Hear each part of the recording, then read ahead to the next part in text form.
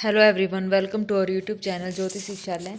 तो कल हमने जो हमारे यूनिट फर्स्ट और सेकंड जो है कंप्लीट कर ली थी। ठीक है, कल की क्लास हमने एनालिटिक फंक्शन और जो सिंगुलैरिटीज़ थे, कल हमने परसों हमने सिंगुलैरिटीज़ करी थी। कल हमारी क्लास नहीं हो पाई थी। ठीक है, थोड़ा सा नेटवर्क इशू भी था और मौसम जैसे थोड़ा ख़राब था ना, तो इस वजह से क्लास नहीं हो पाई थी और थोड़ा सा मैं बिज़ी भी थी। ठीक है, तो देखिए आज हम करेंगे हमारी यूनिट थर्ड। आई होप आपको जो आपकी प्रीवियस जो यूनिट्स हमने करी है, यूनिट वन और यूनिट टू, आपने अच्छे से कर ली होगी। रिवाइज भी आपने अच्छे से कर लिया होगा, सारे क्वेश्चंस निकाल लिए होंगे। और कोई डाउट हो तो आप पूछ लेना। ठीक है, अगर कोई डाउट नहीं है तो अपनी तैयारी अच्छे से करना। और किसी भी चीज़ के रिगार्डिंग नेट के एग्ज़ाम से रिलेटेड अगर आपको कुछ भी पूछना है तो प्लीज़ कमेंट बॉक्स में कमेंट करके आप पूछ सकते हैं। आपको आपके सारे सवालों का जवाब वहाँ पर मिल जाएगा। ठीक है, तो आज हम जो है यूनिट थ्री यहाँ पे शुरू करेंगे, जिसमें हम पढ़ेंगे कॉम्प्लेक्स इंटीग्रेशन के बारे में। ठीक है, कॉम्प्लेक्स इंटीग्रेशन यहाँ से कंप्लीट हमारी जो है यूनिट थ्री कंप्लीट हो जाएगी। इसमें कॉम्प्लेक्स इंटीग्रेशन है और कुछ हमारी जो है थ्योरम्स हैं, थ्योरम से रिलेटेड हमारे क्वेश्चंस हैं। प्रैक्टिस क्वेश्चन आपको यहाँ पे मिल जाएंगे। प्रीवियस पेपर में जो पूछे गए हैं वो क्वेश्चन भी आपको यहाँ पे देखने को मिल जाएंगे, जो भी मतलब थे। ठीक है, पिछले पेपर्स में पूछे गए थे सारे, तो मतलब मैं नहीं कह सकती, लेकिन जो एक दो क्वेश्चन है आपको यहाँ पे मिल जाएंगे। स्पेशल प्रीवियस ईयर की क्लासेस जो हैं आपको ये कंप्लीट होने के बाद जो हमारा कॉम्प्लेक्स खत्म हो जाएगा ना, तो उसके स्पेशल अलग से आपकी प्रीवियस क्लासेस चलेंगे। ठीक है, तो चलिए शुरू करते हैं। हमारे पास कॉम्प्लेक्स इंटीग्रेशन। कॉम्प्लेक्स इंटीग्रेशन में हम पढ़ेंगे कॉची इंटीग्रल फॉर्मूला और अदरवाइज या फिर रेसिड्यू थ्योरम। ठीक है, कॉची इंटीग्रल फॉर्मूला से रिलेटेड क्वेश्चंस और रेसिड्यू थ्योरम से रिलेटेड क्वेश्चन हमारे इस यूनिट में हम पढ़ेंगे। ठीक है, तो चलिए सबसे पहले उसके लिए हमें कुछ थ्योरम्स यहाँ पे पता होनी चाहिए, कुछ रिजल्ट्स हैं जो मैं आपको यहाँ पे बता रही हूँ, डिस्कस कर रही हूँ। ठीक है, तो ध्यान से समझना। कोई भी आपको डाउट लगे तो कमेंट बॉक्स में कमेंट करके आप पूछ सकते हैं। तो देखिए यहाँ पे है सबसे पहले कर्व और कंटिन्यूअस। कर्व और पाथ। कंटिन्यूअस का मतलब होता है लगातार। कर्व का मतलब आपको पता है कर्व किस शेप में होता है। ठीक है, लगातार। और पाथ मतलब होता है रास्ता। तो जो लगातार जो हमारी कर्व बनेगा या रास्ता बनेगा, कंटिन्यूअस उसको हम बोलते हैं, जो मतलब लगातार, बीच में कोई भी यहाँ पे ब्रेक नहीं होना चाहिए। ठीक है, तो वो क्या होता है, इसने लिखा है let x t and y t be two continuous function. दो कंटिन्यूअस फंक्शन है हमारे पास, एक्स टी और वाई टी। एक्स और वाई जो है टी के यहाँ पे फंक्शंस हैं। रियल वेरिएबल है टी, जो है यहाँ पे क्लोज इंटरवल ए बी में से लिया गया है। Then z T is equal to x T plus iota Y t की फॉर्म का होगा। T belongs to close interval A B is said to be a curve in parametric form. Parametric form with initial point z a. जो starting point है वो क्या है, z a, at the point a पर। ठीक है, and terminal point और जो एंडिंग पॉइंट है वो क्या है, जेड बी। मतलब ए और बी दो पॉइंट है। First starting point initial point ये है और एंडिंग पॉइंट हमारा ये है बी, और इस पे हमने क्या लगाया, फंक्शन लगाया है जेड ए और जेड बी। ठीक है, तो जेड ए से जेड बी तक जो हमारे पास पाथ बनेगा वो हमारा कैसा होना चाहिए, कंटिन्यूस होना चाहिए। और मतलब यही जो पाथ है इसको ही हम बोलते हैं कंटिन्यूस, या कंटिन्यूस पाथ, या कर्व, जो कंटिन्यूस कर्व है। ठीक है, तो ये बात यहाँ पे ये बोल रहा है।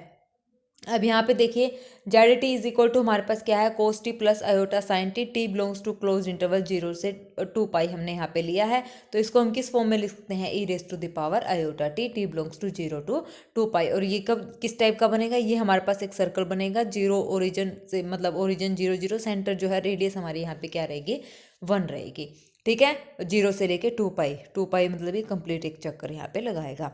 ठीक है, इसका मतलब ये था। नेक्स्ट हमारे पास है Z T is equal to t plus iota t square. T belongs to 0 to 1। T कहाँ से बिलोंग करता है, 0 से 1 ये बिलोंग करता है। ठीक है, तो जेड टी हमारे पास यहाँ पे क्या है, टी प्लस में आयोटा टी स्क्र है। जेड टी हमारे पास यहाँ पे क्या है, टी प्लस में आयोटा टी स्क्र। अगर मैं यहाँ पे टी को एक्स पुट कर दूँ तो ये हो जाएगा जेड एक्स, एक्स प्लस में आयोटा एक्स स्क्र। ये इस टाइप से बन जाएगा, एक्स प्लस में आयोटा एक्स स्क्र हमारा हो जाएगा। और एक्स स्क्र को मैंने वाई पुट कर दिया तो ये हो जाएगा एक्स प्लस में iota y, where y is equal to x square. ठीक है, तो ये हमारा इस टाइप से पाथ बन जाएगा। जो वाई है, वाई को हमने एक्स स्क्र पुट करा है तो ये हमारा इस टाइप से पाथ बन जाएगा। एक्स को हमने, टी को हमने क्या पुट कर दिया, एक्स पुट यहाँ पे कर दिया है।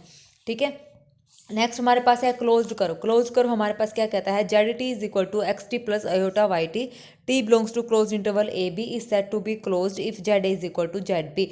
मतलब स्टार्टिंग और एंडिंग पॉइंट एक ही हों तो वो हमारे पास क्या बन जाता है, क्लोज्ड कर्व वो बन जाता है। मान लो ये कोई कर्व है, इस पॉइंट से शुरू हुआ है, यहाँ से शुरू होते होते वो वही पॉइंट पे आके क्या हो गया, खत्म हो गया, तो वो हमारा क्या बन गया, क्लोज कर्व बन गया। और ये क्लोज कर्व हमारा नहीं बनेगा, क्योंकि यहाँ से शुरू हुआ यहाँ पे खत्म हुआ तो दो पॉइंट अलग अलग हो गए। अगर ये कर्व ऐसे होता ना और यहीं से आप के बंद हो जाता स्टार्टिंग पे ही, पॉइंट से जहाँ से चले थे वहीं आके रुक जाता तो वो बन जाता हमारा क्लोज कर्व। ठीक है, स्टार्टिंग और एंडिंग पॉइंट यहाँ पे क्या है, सेम है। उसके बाद है Z T is equal to e raise to power iota T, T belongs to 0 to pi है, तो यानी कि 0 टू पाई का मतलब हाफ सर्कल 0 से पाई। ठीक है, 0 से पाई हाफ सर्कल, ये हमारा क्लोज्ड नहीं बनेगा क्योंकि हाफ है। जी ई रेज टू पावर 2 पाई पे कंप्लीट सर्कल बन जाएगा। तो सर्कमफ्रेंस क्या होती है सर्कल की, 2 पाई होती है ना, तो ये हमारा क्या बन जाएगा, यहाँ से क्लोज्ड बन जाएगा। या 2 पाई का कोई भी मल्टीपल अगर हम ले ले तो वो हमारा क्लोज्ड ही कर्व बनेगा।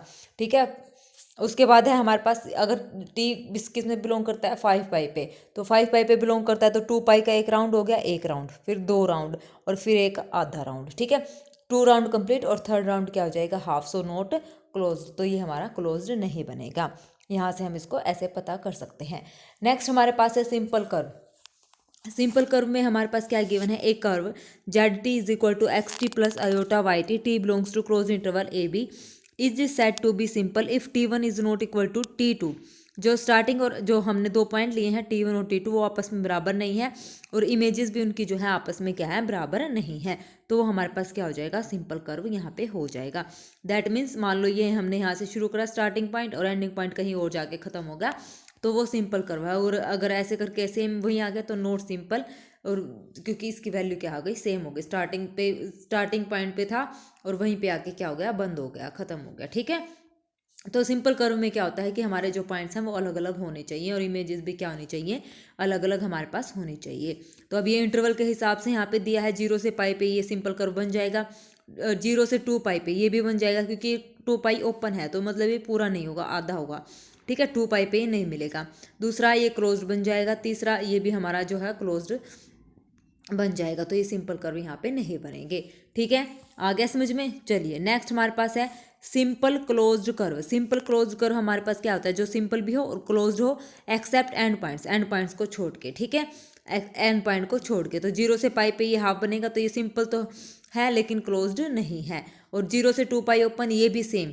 ठीक है, उसके बाद है कंप्लीट क्लोज्ड 0 से 2 पाई, तो ये कंप्लीट सिंपल भी बन जाएगा और क्लोज भी बन जाएगा। और अगला जो है 0 से 4 पाई, ये क्लोज बन जाएगा लेकिन सिंपल नहीं बनेगा, क्योंकि 2 राउंड काट देगा तो ये सिंपल यहाँ पे नहीं होगा। ठीक है, नेक्स्ट हमारे पास है स्मूथ। स्मूथ का मतलब क्या होना चाहिए, बिल्कुल स्मूथनेस। ठीक है ना, फीलिंग समझ रहे हो स्मूथ की, वही। A curve C Z T is equal to x T plus iota Y T, T belongs to A B, is said to be smooth curve if its derivative, Z T का derivative Z dash T X dash T plus iota Y dash T exist in open interval A B, and Z dash T जो derivative है not equal to क्या होना चाहिए, 0 होना चाहिए। वो तो वो हमारे पास क्या होगा, स्मूथ कर्व होगा। देखिए जो फंक्शन हमने लिया है जेड टी, वो तो t belongs to closed interval पर है, और जब डेरिवेटिव करेंगे तो वो किस पे होना चाहिए, ओपन इंटरवल ए बी पर होना चाहिए एग्जिस्ट, और डेरिवेटिव क्या होना चाहिए, उस पॉइंट पे ए बी के पॉइंट पे नॉट इक्वल टू 0 की वैल्यू आनी चाहिए। ठीक है, ओके, एंड कंटिन्यूस आल्सो, और कंटिन्यूस भी होना चाहिए। नेक्स्ट हमारे पास है पीस वाइज। पीस वाइज का मतलब होता है टुकड़ों में। ठीक है, क्या होता है, टुकड़ों में। तो जो टुकड़ों में हमारा क्या होगा, पीस वाइज स्मूथ कर्व, यानी कि कंटूर जिसको हम बोलते हैं टुकड़ों में। ठीक है, the curve z T is said to be piecewise smooth if there exist a partition. Piecewise smooth का मतलब टुकड़ों में, तो टुकड़ों के लिए हमें क्या चाहिए, पार्टीशन चाहिए, तो हमने पार्टीशन बनाए क्लोज इंटरवल ए बी के, तो such that Z T is smooth on each सब इंटरवल। तो जो टुकड़े हमने किए हैं, तो उन टुकड़े के जो इंटरवल हमने बनाए हैं सब इंटरवल्स, उनमें क्या होना चाहिए हमारे पास, एज स्मूथ ऑन ईच, हर एक इंटरवल पे वो कैसा होना चाहिए, स्मूथ हमारे पास होना चाहिए। और स्मूथ का मतलब क्या था, डेरिवेटिव एग्जिस्ट होना चाहिए ओपन इंटरवल ए बी पर। ठीक है, स्मूथ के लिए डेरिवेटिव, तो ये हमारा कंट्री बनेगा टुकड़ों में। एक मान लो यहाँ से लेके यहाँ तक, दूसरा टुकड़ा यहाँ से लेके यहाँ तक, तीसरा यहाँ से, चौथा ये वाला, पांचवा ये वाला, इस टाइप से हमारे पास क्या होना चाहिए, कंटूर। ठीक है, टुकड़ों में। क्लोज कंटूर का मतलब जो क्लोज भी हो और प्लस में कंटूर। डोमेन का मतलब नॉन एम्प्टी ओपन कनेक्टेड, ये सबको पता है, नॉन एम्प्टी होनी चाहिए, ओपन होनी चाहिए और कनेक्टेड होने। कनेक्टेड का मतलब एक जो हमारा सर्कल है ना, वो उसी में ही पॉइंट्स क्या होना चाहिए, कनेक्टेड। मान लो एक पॉइंट ये है, एक पॉइंट एक है, इन दोनों को हमने मिलाया, तो मान लो ये सर्कल जो हमारा हमने सेट लिया है ओपन जो है, तो वो इससे बाहर चला गया, तो ये कनेक्टेड नहीं बनेगा। कनेक्टेड का मतलब है उसके ही अंदर होना चाहिए, जो हमने डोमेन मतलब जो हमने सेट लिया है। ठीक है, उसके अंदर ही नॉन एम्प्टी और ओपन होना चाहिए और कनेक्टेड होना चाहिए। उसके बाद है simply connected domain. Simply connected domain हमारे पास क्या होती है, डोमेन विदाउट होल्स, जिसमें कोई छेद नहीं है, उसको हम बोलते हैं simply connected domain. Multi connected हमने पढ़ी थी जिसमें हमारे पास क्या है, कोई भी छेद हो, जैसे कोई CD है तो ये क्या हो गया, मल्टी कनेक्टेड डोमेन हो गई, ठीक है। तो छेद हो जिसमें domain that is not simply connected, जो सिंपली कनेक्टेड नहीं है वो हमारे पास क्या हो जाएगा, मल्टी कनेक्टेड हमारे पास हो जाएगा। ये पंचर्ड प्लेन जो होता है वो भी हमारे पास क्योंकि इसमें छेद आ गया तो ये हमारे पास क्या होगा, मल्टी कनेक्टेड डोमेन। जो C* है वो भी मल्टी कनेक्टेड होगा क्योंकि C कॉम्प्लेक्स में से हमने क्या कर दिया, 0 माइनस कर दिया। कॉम्प्लेक्स प्लेन में से ये हमारे पास कॉम्प्लेक्स प्लेन है, इसमें से हमने 0 हटा दिया, तो ये भी हमारा क्या है, मल्टी कनेक्टेड डोमेन है। अब उसके बाद है हमारे पास anti clockwise direction will be our positive direction. जो एंटी क्लॉकवाइज होती है वो पॉजिटिव होती है, क्लॉकवाइज डायरेक्शन जो होती है वो कैसी होती है, नेगेटिव हमारे पास होती है। तो वही बात इसने यहाँ पे लिखी हुई है, एंटी क्लॉकवाइज ऊपर की तरफ और क्लॉकवाइज नीचे की तरफ, जिसमें नेगेटिव साइन आता है, एंटी में क्या होता है, पॉजिटिव साइन हमारे पास आता है, ठीक है। अब यहाँ से ये दे रखा है 0 से लेके 1 रेडियस का ये सर्कल हमारा बना रखा है 1/4, ठीक है। तो यहाँ पे हमारे पास हो जाएगा 0 से π/2, ठीक है, क्योंकि 0 से π/2 यहाँ तक। और ये भी हमारा सेम, ये हमारे पास क्या है, नीचे आ रहा है, क्या है ये, नीचे की तरफ आ रहा है। तो ये कौन सी डायरेक्शन है, क्लॉकवाइज डायरेक्शन है। क्लॉकवाइज में तो क्या हो जाएगा, e⁻⁴ π/2 - t, क्योंकि नीचे की तरफ हम आ रहे हैं और इसमें ऊपर की तरफ जा रहे हैं तो ये 0 से π/2 क्लोज, और इसमें आ जाएगा ओपन। जो इंटरवल की बात तो ये है, और यहाँ पे e⁻i t, तो हमारे पास क्योंकि t की बात हो रही है तो t सिंपल चलेगा, और यहाँ पे हमारे पास आ जाएगा e⁻i में π/2 माइनस में t, क्योंकि हम नीचे की तरफ आ रहे हैं। नीचे ऊपर ये वाली लाइन हमारी जो है कैसी लाइन है, ये π/2 वाली लाइन है, और हम नीचे की तरफ आ रहे हैं तो हमारे t में से कुछ ना कुछ माइनस हो रहा है, ऊपर जा रहे हैं तो सिंपल, ठीक है, t। नेक्स्ट हमारे पास है ZT plus cos t plus में i sin t, जो ZT है किसके इक्वल है, इसके इक्वल है।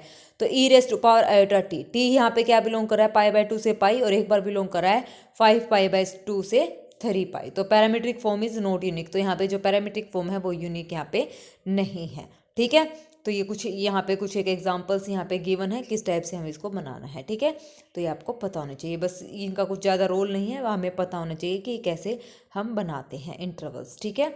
ये ZT की फॉर्म में हम इसको कैसे लिखते हैं। अब जैसे ये है, देखिए ये 0 0 है, ये लाइन हमारी क्या बनती है, y = x, तो ये पॉइंट हमारा क्या हो गया 1 1। तो वही x प्लस में i की फॉर्म में हम लिखेंगे, तो t प्लस में i t, y = x क्योंकि गिवन है, तो t प्लस में i t यहाँ पे हो जाएगा। तो इस तरीके से ये डिफाइंड है, ठीक है। कर लोगे ये ट्राई, तो यहाँ से आप लोग देख लेना ट्राई करके। चलिए उसके बाद हमारे पास है complex integration of a complex function of real variable. तो यहाँ से हमारे पास क्या है, complex integration of a complex function of real variable. तो FT हमारे पास क्या गिवन है, UT प्लस में i⁻t, ठीक है, U प्लस में i⁻v, t का फंक्शन है, t belongs to AB।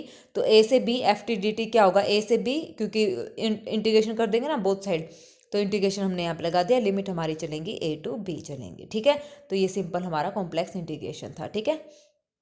Complex function का जो हमारा कॉम्प्लेक्स इंटीग्रेशन हमने किया वो ये था, ठीक है। उसके बाद है 0 से 2π e⁻i dt, इसको कैसे करना है, इसको ओपन कर लेना है cos t plus i sin t की फॉर्म में, तो फिर इसका अलग अलग आप क्या कर लेंगे, यहाँ पे इंटीग्रेशन कर लेंगे, ठीक है। उसके बाद है journal complex integration when function is not analytic, जब फंक्शन एनालिटिक नहीं है तो उस केस में हमें क्या करना है, कॉम्प्लेक्स इंटीग्रेशन कैसे करना है। तो यहाँ से आप देखिए, ये हमारे पास क्या गिवन है, ये हमारे पास कंटूर गिवन है, ठीक है, और ये एफ जेड हमारे पास कॉम्प्लेक्स फंक्शन गिवन है। तो अब यहाँ पे इसने ये इंटीग्रेशन है एफ जेड डी जेड पूरे कंटूर पे, ठीक है। तो जब ये कंटूर क्लोज होगा तो ये जो इंटीग्रेशन है वो कैसे लिखेंगे, क्लोज्ड अगर कंटूर है तो इसको हम ऐसे ही लिखेंगे, ठीक है। तो मतलब इसको हम ऐसे लिखेंगे, अगर ये क्लोज्ड है तो जो इंटीग्रेशन के ऊपर ये सर्कल बनाया है ना, तो क्लोज्ड जो सर्कल बनाया है वो हम इसको ऐसे लिखेंगे। जब ये कंटूर कैसा होगा, क्लोज्ड होगा, तो ऐसे लिखेंगे, अदरवाइज हम इसको सिंपल इंटीग्रेशन की फॉर्म में लिखेंगे, ठीक है। तो डेरिवेटिव आपको पता है कैसे करना है, ऐसे करना है, ठीक है। तो ये इसी यहाँ पे क्या है, कंटूर A से B पे, और Z किसका फंक्शन है, जेड टी का, तो एफ जेड टी, और इसका डेरिवेटिव जेड डैश टी, और टी का डी टी, इस टाइप से हम इसको लिखेंगे, ठीक है। ये प्रॉपर्टीज है। मोड करेंगे तो less than equal to, mod अगर अंदर लेके जाएंगे तो लेस देन इक्वल टू का साइन आ जाएगा। अलग अलग भी हम इसको कर सकते हैं। कंटूर अगर पार्टीशन में गिवन है, ऐसे इस टाइप से हमारे पास गिवन है, तो ये C1, ये C2, ये C3, तो इन सब का इंटीग्रेशन हम अलग अलग कर सकते हैं, ठीक है, ऐड करके। उसके बाद है एफ जेड डी जेड है, अगर यहाँ पे कंटूर है, क्लॉकवाइज करना है या एंटी क्लॉकवाइज करना है, तो दोनों क्या हो जाएंगे, नेगेटिव हो जाएंगे, तब जाके ये इक्वल हो जाएंगे, ठीक है। तो दो नेगेटिव साइन आएंगे, नेगेटिव नेगेटिव क्या होगा, पॉजिटिव हमारा हो जाएगा। उसके बाद है लेंथ ऑफ कंटूर क्या होती है, c is equal to a to b mod of z dash t d t, ये हमारी होती है लेंथ ऑफ कंटूर। ठीक है, जब हमें length of contour find out करनी है तो हम इसको ऐसे फाइंड आउट करते हैं। एग्जाम्पल के लिए हमारे पास फंक्शन है f of z is equal to z minus one, तो जेड माइनस वन की फॉर्म में हमारे पास गिवन है जेड टी, हमारे पास क्या होता है जेड टी। ठीक है, जेड टी यहाँ पे है टी प्लस में अयोटा टी स्क्वेयर, क्योंकि ये हमारे पास ऑलरेडी गिवन है। कभी आप सोचो कि जेड माइनस वन था और ये कैसे आ गया, तो ये हो जाएगा हमारे पास जेड माइनस वन जीरो, ये गिवन है ना।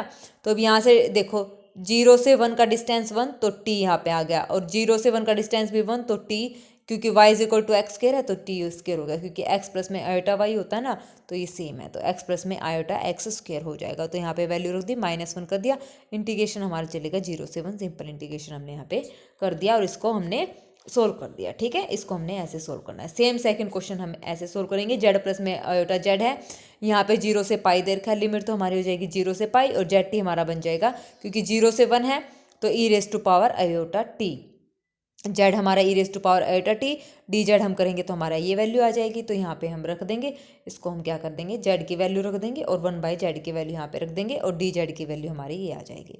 ठीक है, आयोटा हमने बाहर ले लिया, तो अब इसका सिंपल 0 से पाई पे क्या कर देंगे इंटीग्रेशन हम कर देंगे। ठीक है, हो जाएगा, ये हमारा आंसर आ जाएगा।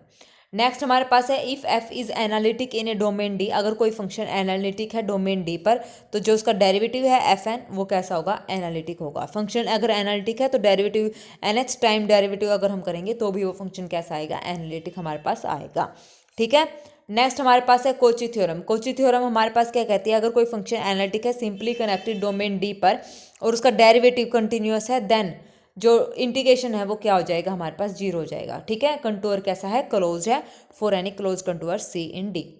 मोस्ट इंपॉर्टेंट थ्योरम है, डायरेक्ट रिजल्ट की तरह हम इसको यूज करते हैं क्वेश्चंस में। तो क्या कहता है, अगर कोई फंक्शन एनालिटिक है उसका डेरिवेटिव हमारे पास कंटिन्यूअस है, दो condition function analytic derivative continuous, तो उसका इंटीग्रेशन सीधा क्या हो जाएगा 0 हो जाएगा। इसका मतलब हमें सोल्व करने की जरूरत नहीं पड़ेगी। नेक्स्ट हमारे पास है कोची गोरसेट थ्योरम। कोची गोरसेट थ्योरम हमारे पास क्या कहते हैं, अगर फंक्शन एनालिटिक है सिंपली कनेक्टेड डोमेन पर है तो सीधा उसका इंटीग्रेशन क्या हो जाएगा 0। कोची थ्योरम तो क्या कहती है उसका डेरिवेटिव कंटिन्यूस होना चाहिए, और कोची गोरसेट थ्योरम क्या कहती है कि फंक्शन सिर्फ एनालिटिक हो वही हमारे लिए काफ़ी है, फिर हमारा जो इंटीग्रेशन है वो क्या हो जाएगा 0 हो जाएगा। अब यहाँ से देखिए साइन जेड जो ट्रिग्नोमेट्री वाले फंक्शन, जो साइन जेड कोस जेड जो भी ट्रिग्नोमेट्री फंक्शंस हैं वो सारे क्या होते हैं एनालिटिक होते हैं, तो उनका सीधा जो इंटीग्रेशन होगा वो क्या हो जाएगा 0 हो जाएगा। एक्सपोनेंशियल फंक्शन भी हमारा कैसा होता है एनालिटिक होता है, यानी कि एंटायर फंक्शन होता है, ये हमने पढ़ा था, तो ये भी फंक्शन हमारा कैसा हो जाएगा 0 हो जाएगा। तो ये भी 0 क्योंकि एनालिटिक है, और ये भी क्या है एनालिटिक है क्योंकि ट्रिग्नोमेट्री है और एक्सपोनेंशियल है तो एनालिटिक होगा। ठीक है, आ गया समझ में। तो इस हिसाब से हम ये कोची गोरसेट थ्योरम सीधा यहाँ पे अप्लाई कर सकते हैं। उसके बाद है मल्टी कनेक्टेड डोमेन पे कोची गोरसेट थ्योरम क्या कहती है, मान लो ये कंप्लीट हमारे पास सी गिवन है, उसके अंदर छोटे छोटे हमने यहाँ पे क्या कर दिया अलग अलग कंटूर यहाँ पे डिफाइन कर दिए C1 C2 C3 C4 up to Son n। तो इस तरीके से हमने यहाँ पे क्या कर दिया क्लोज कंटूर डिफाइन कर दिए, such that interior of this are pairwise disjoint. तो ये कैसे हैं पेयर वाइज डिसजॉइंट हमारे पास हैं। तो यहाँ से हम क्या कंक्लूजन निकालते हैं, अगर हमें पूरे कंटूर पर इंटीग्रेशन करना है तो हम सबसे पहले क्या करेंगे अलग अलग कंटूर पे C1 का निकालेंगे C2 का निकालेंगे और Cn का यहाँ पे निकालेंगे, अलग अलग हम ऐसे निकाल सकते हैं। कोची गोरसेट थ्योरम हमारे पास ये कहती है। ठीक है, आ गया समझ में। C1 C2 Cn हमारे पास क्लोज्ड कंटूर्स हैं, तो उनका पूरे कंटूर का अगर हमें इंटीग्रेशन करना है तो हम जो कंटूर उन्होंने पेयर वाइज हमें दिए हुए हैं तो उनका अलग अलग निकाल के उनको क्या कर देंगे हम ऐड कर देंगे, तो ऐसे हम इंटीग्रेशन फाइंड आउट कर सकते हैं। ठीक है, और कल हम पढ़ेंगे कोची इंटीग्रल फॉर्मूला, इससे रिलेटेड क्वेश्चंस और सारा फॉर्मूला। तो कल जो है हमारी यूनिट 3 यहाँ पे कंप्लीट हो जाएगी। कोची इंटीग्रल फॉर्मूला रहता है इसमें, और एक दो थ्योरम्स हैं वो सारी कंप्लीट कर लेंगे, कल हमारी क्लास कंप्लीट हो जाएगी, यूनिट 3 कंप्लीट हो जाएगी। फिर उसके बाद हमारी 2 यूनिट बचेंगे, वो भी हम जल्दी से यहाँ पे, एक तो बाइलिनियर ट्रांसफॉर्मेशन वाली हमारी, एक तो रोचे थ्योरम्स जिसमें हम पढ़ेंगे, और ओपन कनेक्टेड जो भी थ्योरम्स हैं जिसमें सिर्फ थ्योरम्स ही ज़्यादातर हम पढ़ेंगे यूनिट 4 में, और यूनिट 5 जो रहेगी हमारी उसमें हम पढ़ेंगे, यूनिट 5 में हम पढ़ेंगे बाइलिनियर ट्रांसफॉर्मेशन से रिलेटेड क्वेश्चन। तो ये हमारी जल्दी ही कंप्लीट हो जाएगी। ठीक है, तो कल हम यूनिट 3 यहाँ पे कंप्लीट कर देंगे। कोची इंटीग्रल फॉर्मूला जो है अच्छे से हम कल यहाँ पे करेंगे, कुछ क्वेश्चंस हैं अच्छे से करेंगे। ठीक है, इंपॉर्टेंट है, यहाँ से 1-2 क्वेश्चन जरूर पूछा जाता है कोची इंटीग्रल फॉर्मूले से। ठीक है, 1 से 2 क्वेश्चन जरूर आएगा। ओके। तो चलिए फिर आज के लिए बस इतना ही रखते हैं। और कोई भी दिक्कत आपको लगे, कुछ भी थ्योरम्स या क्वेश्चंस आपको ना समझ आए, तो प्लीज़ कमेंट सेक्शन में कमेंट करके पूछ सकते हैं, चाहे वो प्रीवियस क्लासेस के हों, चाहे वो आज की क्लास का हो। तो कमेंट बॉक्स में कमेंट करके आप पूछ सकते हैं कोई भी, अगर आपकी क्वेरी है तो सारे डाउट आपके लिए जाएंगे। ओके, और सबका आपको रिप्लाई मिलेगा। ठीक है, तो चलिए आज के लिए बस इतना ही। Thank you very much, have a nice day.